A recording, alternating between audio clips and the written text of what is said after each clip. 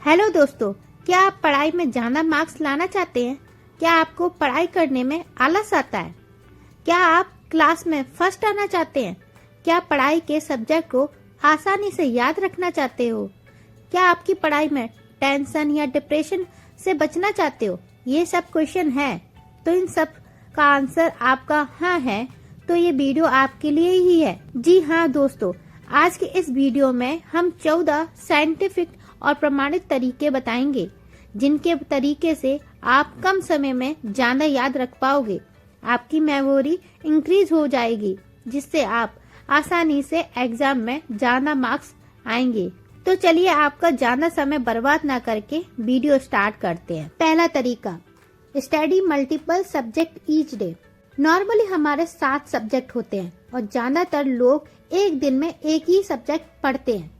Scientific result कहती है, जब हम एक दिन में एक ही सब्जेक्ट को पढ़ते हैं तो हमें कुछ समय के बाद आलस आने लगता है और इसकी वजह से हमारा माइंड वो इन्फॉर्मेशन को करेक्ट वे में हमारे माइंड स्टोरेज में स्टोर नहीं कर पाता और यही वजह से हम बहुत कम इन्फॉर्मेशन को स्टोर कर पाते हैं।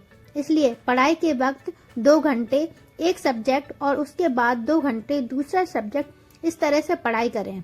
दूसरा तरीका, सब्जेक्ट को शॉर्ट टाइम में रिवीजन करें। रट्टा मार कर पढ़ने की जगह थोड़ा पढ़ें, पर उसका बार बार रिवीजन करते रहें। रिवीजन करने से आपके माइंड में वो इन्फॉर्मेशन अच्छी तरह से स्टोर हो जाती है और इससे जब भी आपको कुछ याद करना है तब आप वही इन्फॉर्मेशन को करेक्टली वे में लिख सकते हो। तीसरा तरीका, एक ही सब्जेक्ट को विभिन्न तरीकों से पढ़ें। साइंटिफिक रिसर्च कहती है, जब हम एक ही इन्फॉर्मेशन को डिफरेंट वे में हमारे माइंड को बताया जाए तब वो इन्फॉर्मेशन को हमारे माइंड में ज्यादा समय तक रख सकता है। इसलिए डिफरेंट वे में याद रखने की कोशिश करें, जैसा कि टेक्स्ट बुक को रीड करें, ट्यूशन बुक को रीड करो। जो आपको आता है वो इन्फॉर्मेशन को किसी दूसरे के साथ शेयर करें, क्योंकि कहा जाता है कि दूसरे को शेयर करने से आपका ज्ञान बढ़ता है, ना कि घटता है। तो शेयर करें और उस सब्जेक्ट की ऑनलाइन वीडियो देखें। दोस्तों, इस तरह से विभिन्न तरीकों से रिवीजन करें। चौथा तरीका, डोंट मल्टीटास्क। साइंटिफिक रिसर्च कहती है कि जब भी आप एक ही टाइम में डिफरेंट टास्क एक साथ करते हो, उससे आपका डिस्ट्रैक्शन बढ़ जाता है और आपका एबिलिटी घट जाती है। और रिसर्च कहती है, जो मल्टीटास्क करते हैं वो लोग एवरेज बन के रह जाते हैं। इसलिए मल्टीटास्क ना करें। जो स्कॉलर स्टूडेंट होते हैं वो एक ही टाइम पे एक ही सब्जेक्ट पर फोकस करते हैं। इसलिए पढ़ाई करते समय मोबाइल में मैसेज देखना या मैसेज का रिप्लाई करना या टीवी देखते हुए पढ़ाई करना, ऐसा कभी भी ना करें। फोकस करने के लिए कुछ सजेशन बता देती हूँ, जिससे पढ़ाई के समय अच्छे से फोकस रख पाओगे। जितना टाइम आप रिवीजन करते हो उतने टाइम तक पढ़ाई की जगह मोबाइल को दूर रखें। पांचवा तरीका, सिंप्लीफाई एंड समराइज। आपके अभ्यास अनुसार आपके हर एक सब्जेक्ट के कुछ खास क्वेश्चन को नोट कर लीजिए और उन क्वेश्चन के आंसर के साथ एक दूसरी नोटबुक बनाएं। पर याद रखिए, वो नोटबुक में पूरा आंसर नहीं लिखना और वो नोटबुक में सिर्फ और सिर्फ वो क्वेश्चन के आंसर के पॉइंट लिखना और ऐसा करके हर सब्जेक्ट के डिफरेंट नोटबुक तैयार करना। ऐसा करने से आपको ये बेनिफिट है कि इससे आपके सब्जेक्ट के सारे क्वेश्चन और आंसर आपके पास एक साथ रहेंगे और हर वीक में एक बार इन क्वेश्चन की नोटबुक को पढ़ते रहना है। छठवां तरीका, यूज चेन लिंकिंग मेथड। आपने जो भी क्वेश्चन के आंसर के शॉर्ट नोट जो पॉइंट में लिखे हैं, उन सब पॉइंट को एक के बाद हर पॉइंट को जोड़कर एक स्टोरी बना के जोड़ दें। वो स्टोरी को मेमोराइज कर लें और अब आपके जो भी क्वेश्चन को याद करना होगा वो आपके क्वेश्चन के स्टोरी याद करना होगा। जैसे कि हम एग्जाम में स्टार्टिंग स्टोरी के पॉइंट याद करेंगे, तब हमें पूरी स्टोरी याद आ जाएगी, जिससे हमें वो क्वेश्चन के सारे पॉइंट भी तुरंत स्टोरी के माध्यम से पता चल जाएगा और हम आसानी से हमारे आंसर एग्जाम में लिख सकेंगे। ये पावरफुल मेथड का यूज करें। सातवां तरीका, जो डर और चिंताएं हैं उसे लिखें। दोस्तों, आप एग्जाम लेके चिंतित हैं? अगर हाँ, तो एग्जाम के बारे में जो भी डर है वो किसी कागज पे लिख लीजिए, क्योंकि कई बार ये डर की वजह कभी कभी हमें सब आता है, तब एंड टाइम पे याद हुआ सब कुछ भूल जाते हैं। इसलिए आप पहले से ही आप कागज पे लिख देने से आपका फोकस यहाँ से हट जाएगा और आप पढ़ाई में मन लगाकर पढ़ सकते हैं। 8वां तरीका, क्लास में आगे की बेंच पे बैठो। आपको पसंद करना होगा कि आपको क्लास के आगे बैठना है या पीछे, क्योंकि रिसर्च और स्टडी से पता चला है जो लोग आगे बैठते हैं उन लोगों का एग्जाम में स्कोर अच्छा होता है।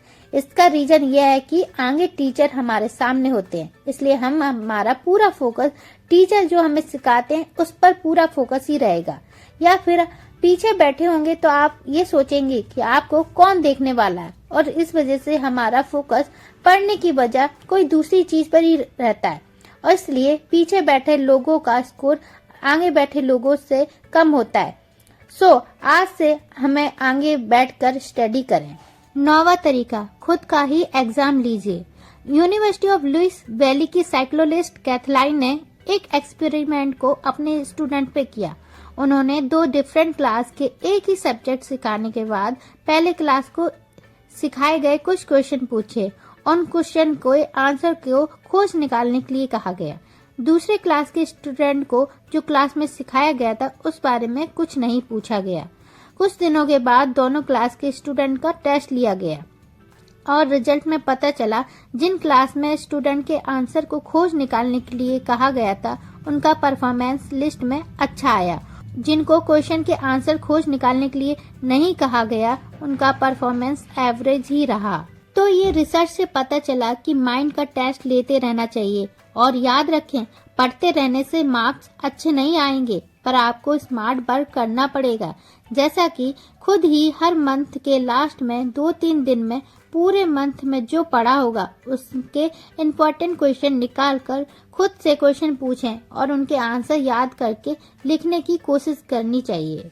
10वां तरीका, थोड़े समय बाद ब्रेक लें। साइंटिफिक रिसर्च कहती है कि लगातार 4-5 घंटे पढ़ने की बजाय अगर कुछ मिनट का ब्रेक लेके रिवीजन करते हैं तो आप ज्यादा इन्फॉर्मेशन को मेमोराइज कर सकते हैं। इसका रीजन है कि आप कुछ मिनट का ब्रेक लेते हैं, तब हमारा माइंड और बॉडी पूरी तरीके से रिलैक्स हो जाती है और वापस फिर से फोकस के साथ पढ़ाई कर सकते हैं। मैं आपको रिकमेंड करती हूँ कि 50 मिनट स्टडी करें और उसके 10 मिनट का ब्रेक लें। ब्रेक के बाद वापस पढ़ाई करने लग जाएं। इस तरह से ही ब्रेक के बाद वापस पढ़ाई करने लग जाएं। इस तरह से ही पढ़ाई करें। दोस्तों, यही सही पढ़ाई का मेथड है। दोस्तों, यही मेथड से आपको अच्छे रिजल्ट मिलता है। 11वां तरीका, अपने आप को पुरस्कार दें। पढ़ाई हो जाने के बाद खुद को ही पुरस्कार दें। कभी कभी पढ़ाई करने का मन नहीं होता। ऐसा इसलिए होता है, नॉर्मल लाइफ में कोई काम अच्छी तरह करते हैं जिसमें कुछ बेनिफिट मिल रहा है, इसलिए आपका माइंड ये बताएगा कि पढ़ाई खत्म करने के बाद आपको क्या रिवॉर्ड मिलने वाला है। इससे आपका माइंड पढ़ाई करने के लिए उत्साहित हो जाएगा। इससे आपका पढ़ाई करने का गोल पूरा हो जाएगा और आपको खुद ही रिवॉर्ड मिलेंगे, जिससे आपको मोटिवेशन बढ़ेगा। इसलिए अभ्यास के समय रिवॉर्ड देना चाहिए। एग्जाम्पल, जैसा कि आप सोचें कि आने वाले 50 मिनट में पढ़ाई का टास्क पूरा करना है और उसके बाद मेरा फेवरेट सॉन्ग सुनूंगा। इस तरह से खुद को वो काम करने से मोटिवेशन मिलेगा, और अगर मैं ये काम कर लूं तो मुझे एक गाना सुनने को मिलेगा। इससे आपकी प्रोडक्टिविटी और बढ़ेगी। 12वां तरीका, पूरे दिन में 7-8 कप पानी पीजिए। अब आप सोच रहे होंगे पढ़ाई का कनेक्शन पानी से किस तरह से होगा। साइंटिफिक स्टडी बताती है कि 80% स्टूडेंट को कम पानी से डिहाइड्रेट होता है, जिससे स्टूडेंट की प्रोडक्टिविटी कम होती है। आप सोच रहे होंगे कि इसका सॉल्यूशन क्या है। तो दोस्तों, इसका सॉल्यूशन सिंपल है कि एटलीस्ट 7-8 गिलास पानी पीजिए, जिससे बॉडी का पानी का लेवल संतुलन बना रहेगा और आप हेल्थी बने रहेंगे। 13वां तरीका, मॉर्निंग में एक्सरसाइज करें। मॉर्निंग में एक्सरसाइज करने से सुबह से ही बॉडी में एनर्जी बढ़ जाती है, जिससे पूरे दिन आपका शरीर तरोताजा बनाए रखती है, जिससे आपके काम में प्रोडक्टिविटी बढ़ती है। लास्ट तरीका, 7-8 घंटे की नींद लें। पूरे रात में 7-8 घंटे सो जाएं। साइंटिफिक और रिसर्च ये कहती है कि पर्याप्त नींद लेने से आपका अभ्यास में फोकस बढ़ता है। इससे आपकी मेमोरी इम्प्रूव होती है। इससे आप ज्यादा फास्टेड और अपनी पढ़ाई में सब्जेक्ट को याद रख सकेंगे। दोस्तों, मैं मानती हूँ कि ये बताए गए 14 साइंटिफिक तरीकों से पढ़ाई करोगे और ये बात याद रखोगे तो आपके एग्जाम के अच्छे मार्क्स जरूर प्राप्त कर लोगे। तो आप आज से ही ये साइंटिफिक तरीके से पढ़ाई स्टार्ट कर।